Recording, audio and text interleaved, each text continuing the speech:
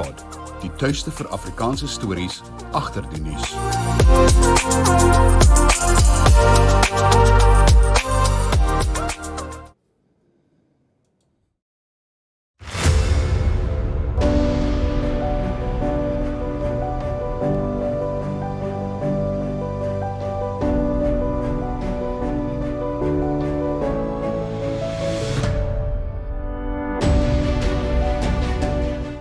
Aan wie laat jy die afhandeling van jou boedel oor?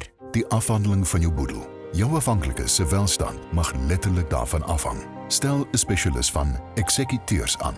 Ons gespesialiseerde boedelberedderingsspan hanteer die hele proses, vanaf begin tot einde. Eksekuteurs bied boonop 'n produk wat alle boedelberedderingskostes dek en die las op jou geliefdes verlig. Vir gratis konsultasie in Afrikaans, SMS jou naam en van na 44469.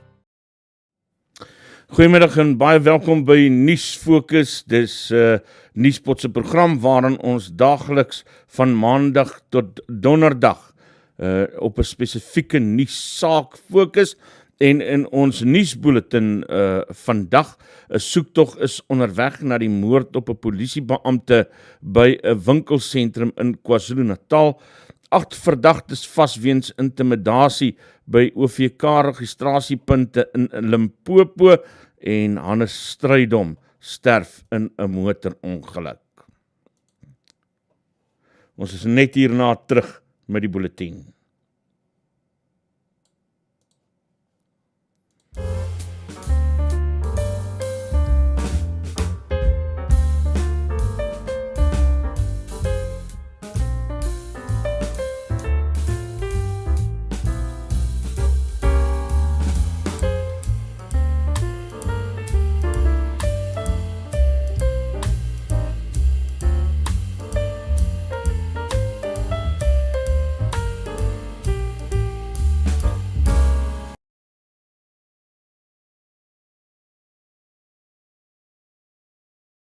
Aan wie laat jy die afhandeling van jou boedel oor? Die afhandeling van jou boedel. Jou afhanklikes se welstand mag letterlik daarvan afhang. Stel 'n spesialis van Eksekuteurs aan. Ons gespesialiseerde boedelberedderingsspan hanteer die hele proses, vanaf begin tot einde. Eksekuteurs bied boonop 'n produk wat alle boedelberedderingskostes dek en die las op jou geliefdes verlig. Vir gratis konsultasie in Afrikaans, SMS jou naam en van na 44469.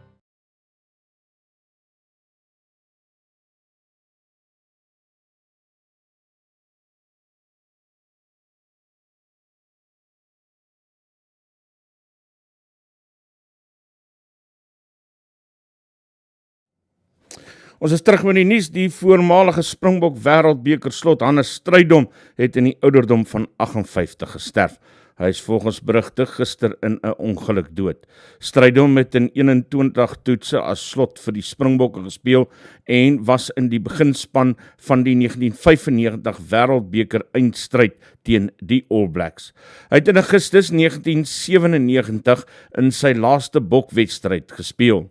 Strydom is die 5de lid van die seëvierende span van 1995 wat sterf na Ruben Kreer, Chester Williams, Joost van der Westhuizen en James Small. Die polisie in KwaZulu-Natal het 'n soektog begin na 'n groep verdagtes in verband met die moord op 'n polisiebeampte en 'n sakeroof in Westwil gistermiddag. Die polisiewoordvoerder Robert Netjunda sê 'n verdagte wat hom as 'n klant voorgedoen het 'n juwelierswinkel by die Pavilion winkelsentrum binnegegaan met minstens 4 ander verdagtes wat hom gevolg het en die winkel beroof het. Hy sê nog 'n groep verdagtes het terselfdertyd by 'n ander winkel ingestorm en ook 'n onbekende hoeveelheid goue juweliersware geroof. 8 mense is gearresteer omdat hulle gister volgens berigte gemeenskapslede gekeer en geïntimideer het by die kieserregistrasielokaal by die Masimola stamkantoor in die Sekhukhune distrik in Limpopo. Hulle het ook agente van partye gedreig. 'n Polisiewoordvoerder, Tlulani Mashaba, sê die verdagte sal vandag in die Nebu Landdroshof verskyn. Die minister van elektrisiteit, Geen sê die regering is besig om vinnig beleidskwessies deur te werk en duidelikheid te gee oor Suid-Afrika se energieverskeidenheid, ingryping met transmissie en bykomende opwekkingsvermoë. Hy het gister die jongste inligting oor die inwerkingstelling van die energieaksieplan bekend gemaak. Die minister sê hy is bemoedig deur die suksesvolle sinkronisering van eenheid 1 by die Kuiberg kernsentrale in Kaapstad. Ramaphosa sê sodra die eenheid as stabiel geag word, sal eenheid 2 afgeskakel word om sy stoomopwekkers te vervang. Die Johannesburgse noodbestuursdiens doen 'n beroep op godsdienstleiers om die veiligheid van gemeentelede tydens rituele te waarborg. Dit volg nadat 'n 18-jarige meisie en 21-jarige man Saterdag aand tydens 'n reinigingsritueel in die Kliprivier in Olifantsvlei verdrink het. 'n Woordvoerder van die noodbestuursdiens, Robert Mulautsi, sê voorvalle soos hierdie kan voorkom word. Die ANC se onlangs gebruik van adjunkhoofregter Mandisi Maya se foto op 'n verkiesingsregistrasieplakkaat as 'n aanduiding van die probleme wat voorlê. Dit is die mening van die politieke ontleder Mpumelelo Mkabele. Maya se gesig pryk op 'n ANC-plakkaat wat op hulle sosiale media platforms gelaai is om mense aan te moedig om te registreer om te stem.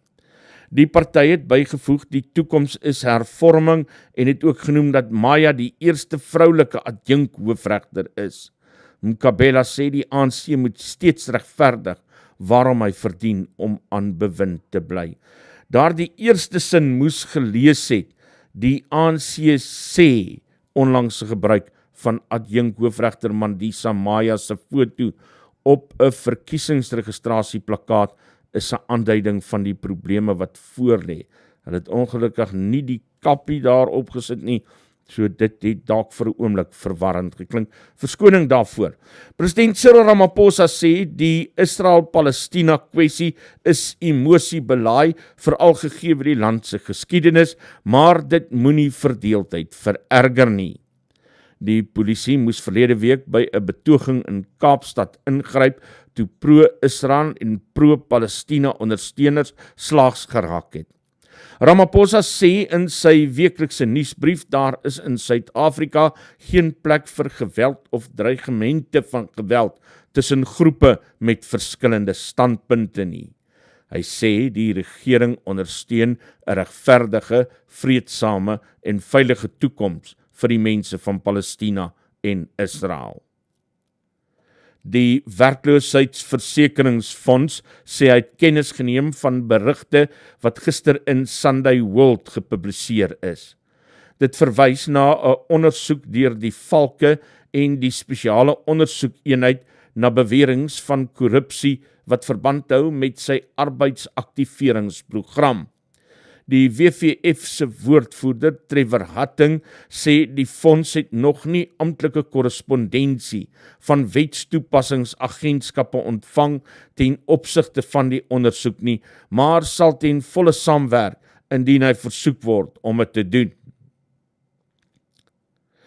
Die DA het in Johannesburg sê hy het met groot kommer kennis geneem van die buitengewone raadsitting wat die stadsbestuurder aangevra het om 'n nuwe raadspeaker te verkies ten koste van inwoners en belastingbetalers. Die party sê hy sal nie aandadig wees aan so 'n vermorsing van geld nie en sal dus nie die vergadering bywoon nie. Die DA-lid Belinda Keiser-Echezonyoku sê die party se standpunt bly duidelik dat die raad moet ontbind word en hulle sal nie die koalisie as wetlik ag terwyl hulle ligsinnig is met belastingbetalers se geld nie. Dis die einde van hierdie nuusbulletin. Ons gaan kyk na die finansiële aanwysers en op die oomblik verhandel die rand teen R18.40 teen die dollar, R22.95 teen die pond,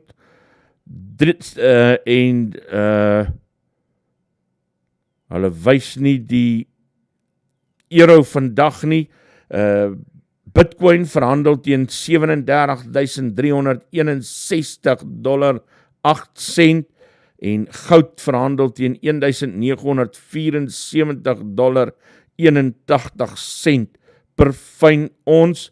Brent olie is op R81,58 per vat en hier kom die rand teen die dollar, teen die euro is R20,11 kom hy nou deur.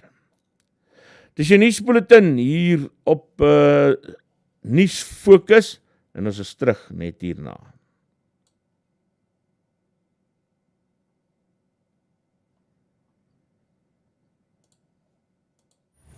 Verkeersboetes behels meer as 'n klein ongerief met minimale gevolge.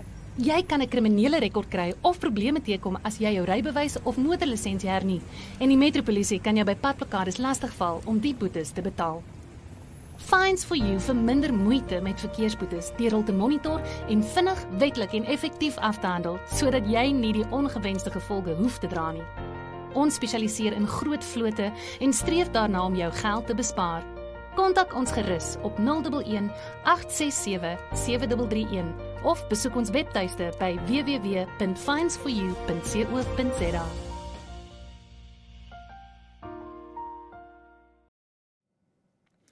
Ons gaan kyk na die nuutste sportnuus en tennis. Die wêreld nommer 1 Novak Djokovic beskou die Spanjaard Carlos Alcaraz, die Italianer Jannik Sinner en Holger Rune van Denemarke as die volgende groot 3 van die spel. Die 36-jarige Servier het Sinner gister verslaan om die ATP jaar-eindtoernooi vir 'n rekord 7de keer te wen. En volgens Djokovic wil hy nog aanhou speel, terwyl hy nog die trio kan verslaan, so hy beplan nie om nou al sy raket teen 'n muur te gaan hang nie. In cricket is die draaibouler Keshav Maharaj bo aan die ranglys van eendag internasionale bowlers. Hy word gevolg deur Wanindu Hasaranga van Sri Lanka en Adil Rashid van Engeland. Indië is die voorste eendagspan, al het hy gister teen Australië verloor in die eindstryd van die wêreldbeker toernooi. Australië is tweede en Suid-Afrika derde en Chapman Gill van Indië word beskou as die voorste eendagkolwer, terwyl die Protea aanvangskolwer en paaltjiewagter Quinton de Kock derde is. Hy het egter uit internasionale cricket getree nadat Suid-Afrika in die halfeindstryd teen Australië verloor het. Nog 'n stukkie motorsport nuus. Die Mercedes jaar Lewis Hamilton glo die aksiebelaaide Las Vegas Grand Prix het kritisie verkeerd bewys wat gesê het dis 'n vertoning bo substansie. Julle sal onthou dat ons verlede week daaroor berig het. Mense wat krities is teenoor die Las Vegas Grand Prix. Die 7-malige wêreldkampioen wat die wedren in die 10de plek begin het teruggeveg en 7de geëindig na 50 rondes vol drama en Max Verstappen van Red Bull het die wedren gewen en het met sy 18de oorwinning van die seisoen sy eie rekord verbeter. Hamilton sê hy die wedren in Vegas geniet ten spyte van probleme met die motor. En dit is van jou nuutste sportnuus hier op Nuus Fokus, waar ons vir jou so 'n bietjie op datum bring met spesifieke nuusstories. Ons gaan vanmiddag kyk na daardie Harvard-verslag van Ricardo Hausman, een van president Cyril-Ramaphosa se persoonlike raadgewers, wat self die ANC so 'n bietjie uitmekaar uitskeer. Maar kom ons kyk gou-gou na 'n paar stukkies buitelandse nuus en huldeblyke stroom in na die dood van Amerika se voormalige presidentsvrou Rosalind Carter, die vrou van oud-president Jimmy Carter. Sy was 96 jaar oud. Haar familie het Vrydag bekend gemaak, sy is in 'n verpleeginrigting vir terminale pasiënte, waar haar 99-jarige man reeds sedert Februarie versorg word. Sy is in Mei met demensie gediagnoseer. Oud-president Carter sê in 'n verklaring, Rosalind was sy gelyke vernoot in alles wat hy ooit bereik het. Oud-president George W. Bush en sy vrou Laura het Carter as 'n sterk vrou met integriteit beskryf. Palestynse mediese het daarin geslaag om 31 vroeggebore babas uit die Al-Shifa hospitaal in Gaza te verwyder tydens 'n gevaarlike optrede. Die hoofdirekteur van die Wêreldgesondheidsorganisasie, Tedros Ghebreyesus, sê die oordrag is gedoen met 6 ambulanse van 'n Palestynse mediese organisasie wat in moeilike veiligheidstoestande uitgevoer is. Die babas is na 'n intensiewe sorgeenheid vir pasgebore babas in die Rafah hospitaal geneem en Gaza se direkteur-generaal van hospitale, Mohammed Zakut, het aan AFP gesê die babas sal later na Egipte geneem word vir dringende mediese ingryping. Israel, Amerika en Hamas is volgens berigte intussen op die punt om 'n ooreenkoms te bereik wat tot die vrylating van tientalle gijsenaars sal lei in ruil vir 'n 5-dag lange onderbreking van gevegte, en daar's druk op Israeliese premier Benjamin Netanyahu om 'n ooreenkoms te bereik vir die veilige terugkering van ongeveer 240 mense wat die 7de Oktober deur Hamas ontvoer is, met meer as 1000 wat in die aanval dood is.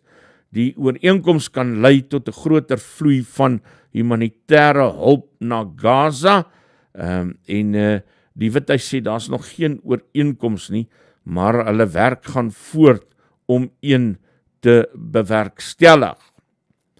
President Cyril-Ramaphosa het ook intussen bevestig, Suid-Afrika het saam met Bangladesh, Bolivia, Venezuela, die Comoro-eilandgroep in Djibouti, vir Israel verwys na die internasionale strafhof. Die hof se hoofaanklaer Karim Khan het die ontvangs bevestig van die verwysing en sal ondersoek instel na die beweerde misdade in Gaza. Ramaphosa het die naweek gepraat by 'n OVK verkiesingsregistrasiesentrum in Meadowlands, Soweto, en Suid-Afrika se toewyding herhaal tot 'n einde aan straffeloosheid vir oorlogsmisdade. Hy spreek die hoop uit dat die internasionale strafhof voorkeur aandag sal gee aan die Palestynse situasie. Dis opvallend saam met watter tipe lande Suid-Afrika hulle self identifiseer. Venezuela en Bolivia. Ja. Ander stukkie interessante buitelandse nuus, 'n swart hoed wat Napoleon Bonaparte gedra het toe hy die Franse Keiserryk in die 19de eeu geregeer het, is by 'n veiling in Parys vir 38,63 miljoen rand verkoop. Osnat se afslaers sê die hoed is een van 20 wat oor is van die 120 wat die Franse militêre kommandeur glo in sy leeftyd besit het. Die koper wil anoniem bly en dit kom in afwagting van Ridley Scott se Napoleon fliek met Joaquin Phoenix in die hoofrol wat hierdie maand vrygestel gaan word. Interessante brokkie nuus daar. Net hierna dan gesels ons oor daardie verdoemende Harvard-verslag deur Ricardo Haasman, persoonlike adviseur van president Cyril-Ramaphosa.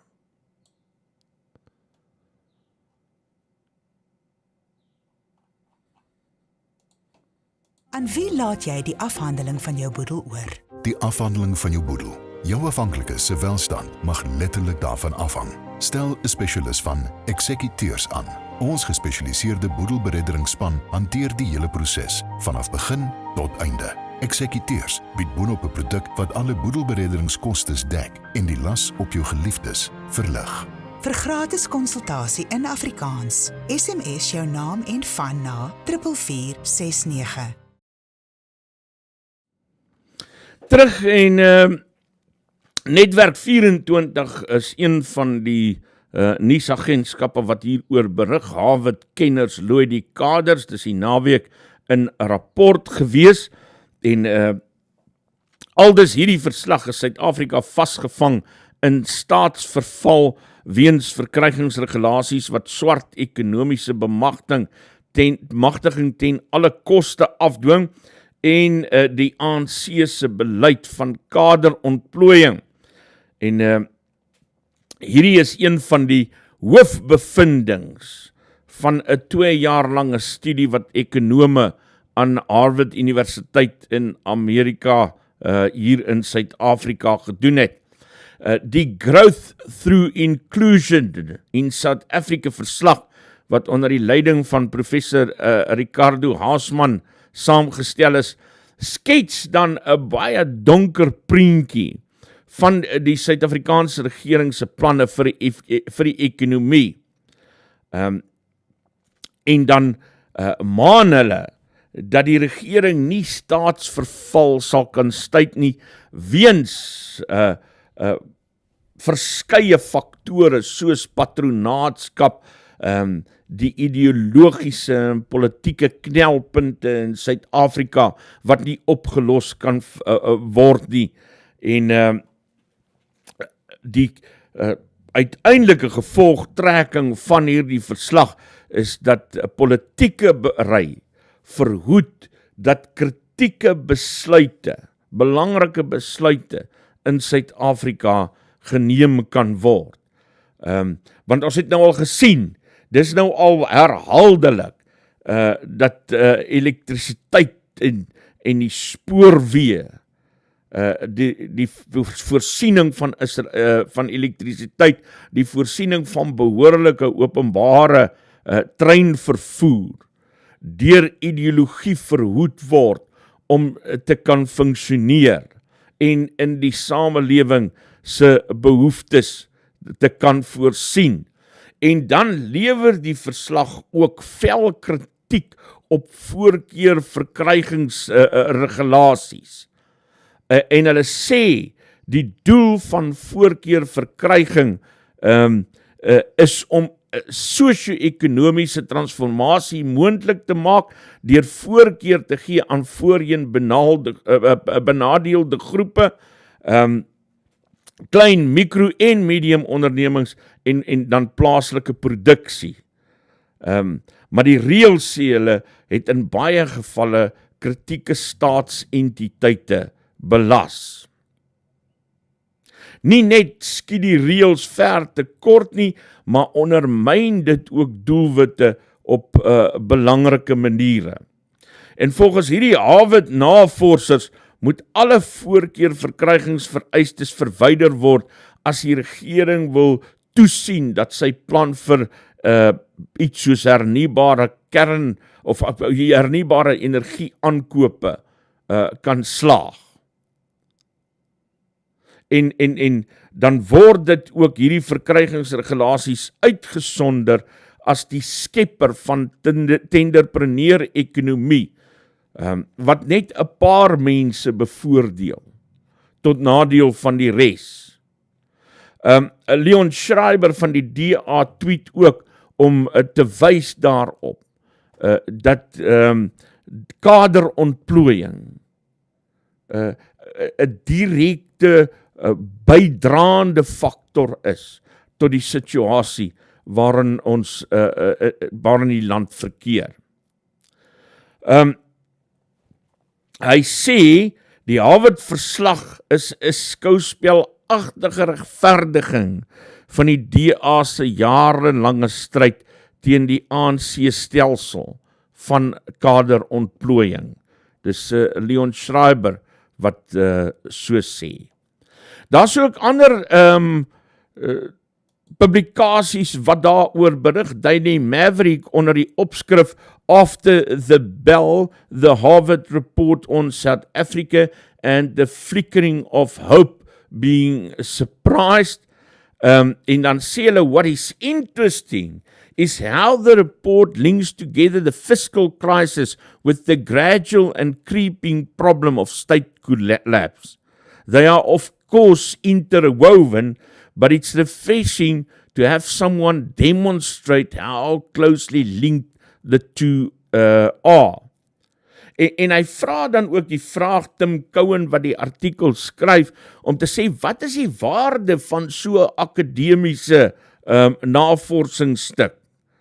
As hulle vir jou eintlik iets vertel wat ek en jy lank al weet. Ons gesels elke dag daaroor, ons gesels daaroor hier op Nuuspod, ons gesels met mekaar daaroor rondom braaivleisvure, ons gesels met mekaar dag na dag na dag, op radio-onderhoude, televisie-onderhoude, ons lees artikels dag vir dag daaroor, hoe dit gebeur, hoe dit voor ons uitspeel, dat gewone Suid-Afrikaners al eintlik vuisvoos lê in hierdie daaglikse aanslag van onbeholpenheid, onbekwaamheid, oneerlikheid, wat net soos houe op 'n mens neerreën elke dag, dat jy naderhand eintlik maar in 'n bonneltjie gekruip gaan lê en net hoop vir die beste. Omdat 'n mens so moeg is om dit alles te wil hoor.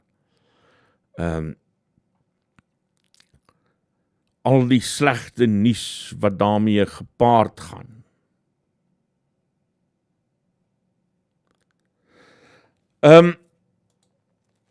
Die verslag word ook bespreek in op Eureka Alert van die AAS Harvard Report Diagnosis Drivers of South Africa's Severe Economic and Social Challenges, en hulle stel dit so.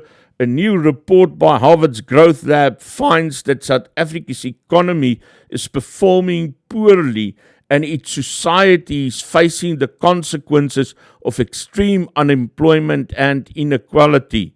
3 decades after the end of apartheid, the economy is defined by stagnation and exclusion, and current strategies are not achieving inclusion and empowerment in practice. Dit is Eureka Alert wat so skryf oor hierdie verslag.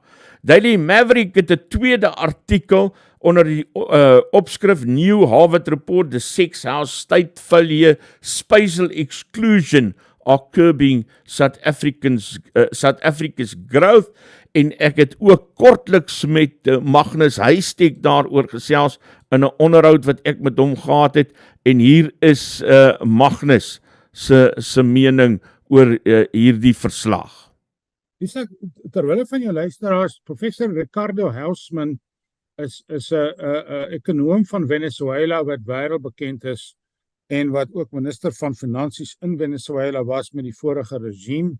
En hy's 'n dekaan in ekonomie by Harvard, die wêreld se grootste of die voorste universiteit. Hy's terloops ook een van Cyril-Ramaphosa se globale ekonomiese adviseurs. So dit is 'n groot verleentheid vir die kabinet en Ramaphosa dat sy eie adviseur, wat nie gekritiseer kan word vanuit 'n politieke oogpunt, het hierdie verdoemende verslag uitgebring van 200 bladsye hierdie week, waar hy basies een vir een uitstippel presies wat die kritisie in Suid-Afrika al vir baie jare uitspreek teenoor Ramaphosa, en dit is kaderontplooiing, dit is staatskaping, dit is BEE-regulasies, dit is sosialistiese denke, dit is die verval van die staatsondernemings. Alles waaroor jy en ons en almal wat die regering al vir 'n langer gekritiseer het hulle na 'n 2 jaar ondersoek, het hulle uitgekom met 'n verslag wat alle regdenkende mense moet dit gaan lees, maar dit sê presies wat ons sê, en hy sê, Cyril, as jy nie omdraai met jou ekonomiese strategie nie, val Suid-Afrika uitmekaar, en dit is nou nie meer bangmaak stories en kom vanuit 'n regse konservatiewe company. Jy kan nie meer daai beskuldiging maak nie. Dit is wat die buiteland objektief klomp slim manne wat die SA-ekonomie tot in die fynste ontleed het en het gesê, hier kom groot probleme. En wat my opgeval het, is dit is reglyn teenoor die sogenaamde sonskyn-ekonome in Suid-Afrika, wat elke wan en dan opspring en sê hoe goed dit gaan met Suid-Afrika. Jy weet, dit gaan nie goed met Suid-Afrika nie, en dis nie ek wat dit sê, of Dawie Rood wat dit sê, dit is Ricardo Hausman, en as jy met hom wil gaan beklei, dan sê ek, geluk ou maat, liewer jy as ek, want die man is, ek het nou baie na sy podcast geluister, en potgoeie, en jy praat met 'n formidabele intellek, wat nie politieke en of enig ander verbintenis met Suid-Afrika het, afgesien van die feit dat hy die SA-ekonomie tot in die fynste ontleed het. So gaan kyk daarna, enige batebestuurder wat dan nog wil probeer uitmaak dat ons beurs gaan die beste in die wêreld klop, dis sommer net twak, jy weet, ons is regtig baie in die moeilikheid, en dis nie van wat nou gebeur nie, die ekonomie is 'n baie stadig bewegende monster. Dis wat oor 3 of oor 5 jaar gebeur, en dit is wat jy met langtermynbeplanning doen. Jy kyk na wat kom, nie wat nou gebeur het nie. As 'n ou bekende gesegde in ijshokkie in Amerika, wat sê in Engels, don't be where the puck is, be where the puck is going to be. En dit is dieselfde met beleggings in ekonomiese vooruitskattings. Dis nie wat vandag gebeur nie, maar wat oor 3 of 5 jaar gaan gebeur. Nou, ek wil juist met jou daaroor gesels. Ek dink hierdie verslag bevestig tot 'n baie groot mate dit waaroor ek en jy die afgelope jaar al 'n paar maal gesels het, en 'n paar van die goed wat jy al gesê het wat ander mense kwaad maak. Maar nou sê mense, ja, maar kom ons skep hoop uit dit wat nou gebeur het, of besig is om te gebeur wêreldwyd. 2024 gaan beter wees. Hoe lyk dit deur jou bril? Jy weet, in baie groot dele van die wêreld gaan dit beter wees. En dit gaan tot ons redding kom tot 'n sekere mate, maar as die groot makro-ekonomiese situasie in Suid-Afrika nie omgedraai word om voordeel te trek uit daai beter toestand in die wêreld nie. Ek het kortliks daarna verwys, jy weet, die havens, jy het hierdie week gelees van die boere se vrugte lê op skepe vir dae en dae, hulle kom nie uit nie, hulle betaal boetes. So ons kan nie baat nie, want ons infrastruktuur val in die treine, ons almal ken die storie van hoe die treine se produksie gedaal het, die havens en dan krag en ander goeders, en dit kom bloot uit die onbevoegdheid van die staat om 'n raamwerk te skep sodat die privaat sektor kan produseer. Dit is die transaksie wat 'n staat en die privaat sektor in baie moderne lande het. Die staat skep die raamwerk en die privaat sektor opereer binne daai raamwerk, maar daai raamwerk is besig om in duie te stop en Dis Magnus Huystek van Brentest Wealth wat so praat.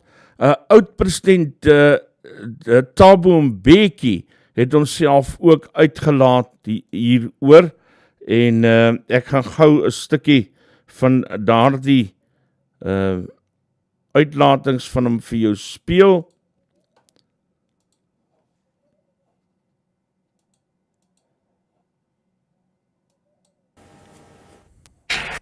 It is painfully clear that South Africa is performing poorly, exacerbating problems such as inequality and exclusion. The economy's ability to create jobs is slowing, worsening South Africa's extreme levels of unemployment and inequality. South Africans are deeply disappointed with social progress and dislike the direction where the country seems to be heading. Despite its enviable productive capabilities, the national economy is losing international competitiveness. As the economy staggers, South Africa faces deteriorating social indicators and declining levels of public satisfaction in the status quo. After 15 years, attempts to stimulate the economy through fiscal policy and to address exclusion through social grants have failed to achieve their goals. Dis oud-president Thabo Mbeki wat daar gesels en dan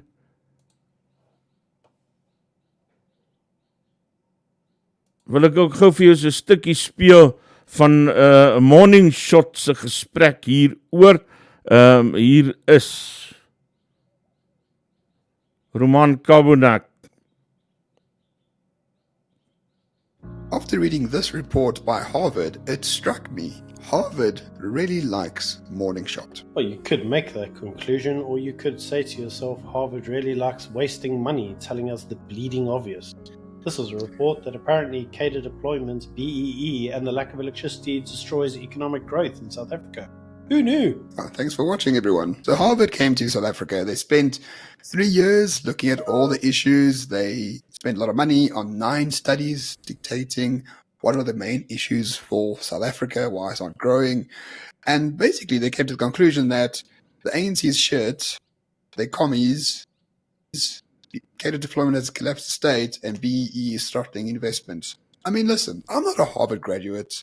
I don't intend to be a Harvard graduate, but for fuck's sakes, everyone knows this. Why spend money on bullshit that everyone knows already? Yeah, I mean, it's actually amazing because the report itself knows that everybody else knows this. Just to highlight and to quote the report, state collapse is of course not news to the South African audience.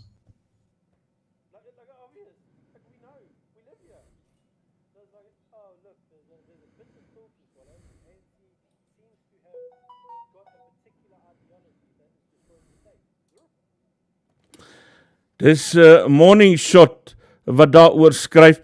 Ek dink die waarde daarvan lê in die feit dat dit uit binnekringe uitkom. Dat 'n mens dat daar uiteindelik so bietjie groter gewig daaraan gegee word en dit vir mens die geleentheid gee om dalk harder daaroor terug te kap. Wel, ek hoop so. Hier is Ricardo Hausman homself in gesprek oor hierdie verslag. Dis al so rukkie gelede, nee, dit is 4 dae gelede, het hy hieroor gesels. Kom ons hoor, wat sê hy oor Suid-Afrika. Ek wil dit net vir jou oorplaas, dat jy dit ook kan sien.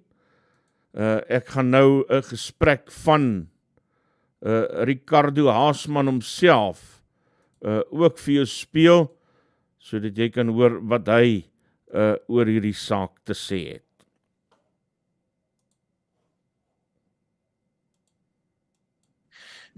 South Africa was a fairly complex economy, meaning that it's an economy that incorporates relatively a lot of knowledge on its production structures, so relatively sophisticated production.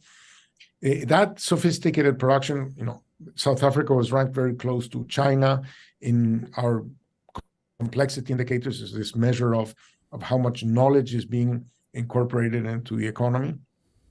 More or less in line with China, back, say, in 2000. And it now has diverged. It went from being 40-something in the rankings to being 70-something in the rankings. So it has deteriorated quite significantly. And in part, it's because that economy relied on a functioning state that was capable of performing some functions that the state had taken on. Okay, from the provision of electricity. I'm going to go back to electricity. That's in everybody's mind because you are suffering through load shedding for 15 years now. But it goes to rail, cargo rail, passenger rail, ports, water, security. So it's a generalized deterioration in state capacity across the board. And the economy was predicated on these things working. The ecosystem presumed that they were going to be there. And suddenly the ecosystem is no longer providing them in the same quantity and the same quality. And that had a devastating effect on economic activity. So, for example, in spite of the fact that the government of South Africa is very committed to manufacturing, and the DTIC has a big commitment to industrial policies to assure the growth of manufacturing. Manufacturing employment did incredibly poorly. Even by international standards, there has been a generalized deindustrialization of employment across the world. But the speed at which this has happened in South Africa since the global financial crisis of 2008 is orders of magnitude bigger than elsewhere. So when we tried to explain why that was, we found very strong evidence that it had to do with this collapse in electricity. Now, electricity was critical for South Africa because a lot of the country's comparative advantage was based on the availability of cheap, reliable electricity. So when we look at the export basket of South Africa, we find that it is one of the most intense in electricity across the world. So when the government malfunctions on electricity, it hits economic activity in a place where it had presumed it could rely on, and it had developed its comparative advantage around. Then we show that in manufacturing, the more electrically intense the manufacturing activity, the worse that industry did over the last 15 years in South Africa. Professor Ricardo Haasman en wat dan bevestig hoe die ANC se, is dit selfs in negering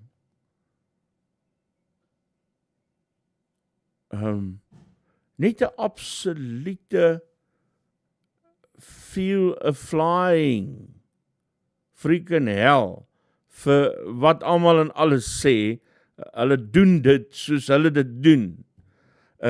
Maar Ricardo Haasman wat presies bedui is, soos wat Magnus Huistek ook nou vir ons gedoen het, hoe dat die verval in infrastruktuur, die verval in ons algemene strukture, in die pad staan van ekonomiese opgang, van ekonomiese redding, omdat die ANC net gewoon nie aandag gee daaraan.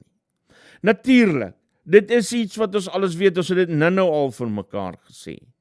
Maar ek dink tog, soos wat ons al gesê het ook, dis belangrik om dit op 'n gestruktureerde en selfs dan in akademiese formaat te kan sien, om uiteindelik bietjie regverdiging te kan gee aan dit waaroor ons kla hier in Suid-Afrika.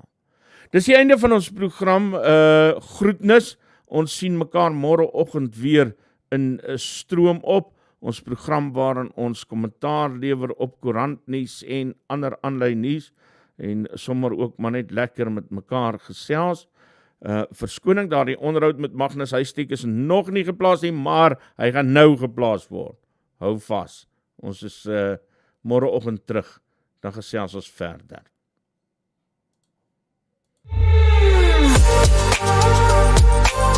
Nuuspod, die tuiste vir Afrikaanse stories agter die nuus.